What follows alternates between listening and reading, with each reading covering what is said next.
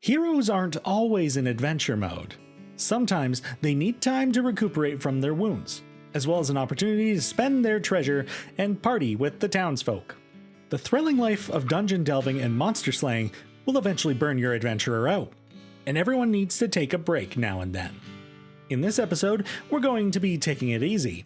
We're talking about resting and downtime.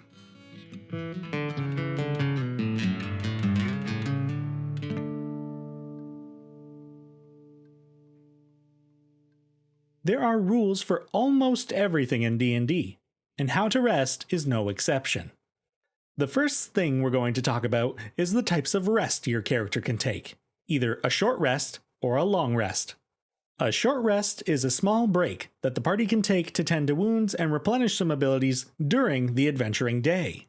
The party will need to rest for at least an hour to gain the benefits of a short rest. During this time, characters can only perform light activities, like having something to eat or drink. Reading or tending to wounds are just some examples. After taking a short rest, some character abilities will be refreshed, such as a Dragonborn's breath weapon or a fighter's second wind ability. Again, be sure to read the details of your race and class features. The players can also expend some of their hit dice at the end of a short rest to heal themselves. Your hit dice can be found near the center of the first page of your character sheet, just below your hit points. Spending your hit dice in this way is a reflection of your character's ability to naturally heal, and this is both physically and mentally. The players have a pool of hit dice equal to their character's level, and the type of hit die is determined by their class. When you decide to use hit dice, subtract a number of hit dice from your total pool. You roll the number of hit dice that you removed from the pool and add your Constitution modifier a number of times equal to the number of dice that you rolled. You then add that total to your current hit points. For example, a third level fighter has 3d10 for their hit dice. They have a constitution of 16, meaning a modifier of +3. The fighter decides to use 2 hit dice at the end of their short rest, reducing their pool of hit dice to 1d10. The fighter gets to roll 2d10. In this case, they've rolled a 7 and a 3, and we get to add +3 to each roll for their Constitution modifier. Totaling everything up, the fighter will increase their current hit points by 16. Remember, you can't exceed your hit point maximum. You may decide to roll more dice after each roll, continuing to subtract from your pool of hit dice. While a short rest is like taking a breather, a long rest is the equivalent of a night's sleep, at least 8 hours long. When players take a long rest, they restore all their lost hit points. A long rest will allow players to regain half of their total hit dice if they spent any.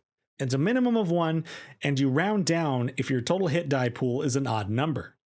For example, if a player has 2 hit dice as their total, during a long rest, they can regain 1 hit die if they were missing any. Another character with 3 total hit dice would also only gain 1 from the long rest, because half of 3 is 1.5, and we round down to 1. It should be noted that a character must have at least 1 hit point to gain the benefits of a long rest, and you cannot benefit from more than 1 long rest in a 24-hour period. If your party needs to have someone awake during the night to take watch, an individual can be awake for 2 hours to do so while still counting toward their long rest. If the rest is interrupted by at least an hour of activity, such as a fight or spellcasting or walking, the long rest will need to begin again to gain the benefits. In between adventures, the life of the characters goes on. The DM will often tell their players that they have a certain amount of time where the party can do things unrelated to adventuring. This is referred to as downtime. Players can perform many different activities during their downtime, including selling their treasures or just returning to their occupational work. Sometimes a DM may breeze through portions of downtime, just getting a synopsis of what each player is interested in doing during this time. You can choose to pay for a certain lifestyle during downtime, which ranges from wretched to aristocratic. A lifestyle expenses table can be found on page 157 of the Player's Handbook or page 54 of the Basic Rules. This table shows you the different levels of lifestyle and their cost per day to live that way. The cost of your lifestyle will cover your accommodations, food, and other necessities during this time period. The more grand you decide to live, the more it's going to cost you. For sake of ease, you can make payments in some amounts, either by week or month, depending on how much downtime you have. The benefit to living in a more grand lifestyle is that it can affect the perception of NPCs that you interact with. If you're living an aristocratic lifestyle, you can more easily make contacts among the wealthy. And schmoozing with the wealthy is an activity you can do during downtime, but maybe you don't care what the upper classes think of you. You would rather be doing something else. Well, some other activities that you can perform during downtime include crafting, practicing a profession, recuperating, research, and training. These are the options listed in the player's handbook, but there are many other things that could be accomplished during downtime. Just be sure to bring it up with your DM. Regardless of what activity you decide to do during downtime, you must spend at least 8 hours on the activity for that day to count. Depending on the nature of the activity, it could take multiple days to achieve your goals. The days dedicated to a certain activity don't have to be done consecutively.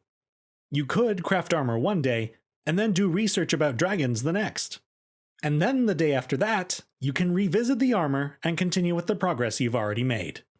Specifics about these activities can be found on page 187 of the player's handbook or page 71 of the basic rules. This was a very general look into how to relax and ply your trade. Be sure to look up the specifics for the tasks you wish to get done. Beyond the options provided for downtime, you can do almost anything that you can think up. I once ran a game where my players wanted to find an underground fight club to have some sparring matches during their downtime. That situation ended up being quite the funny story, and I still think about it occasionally.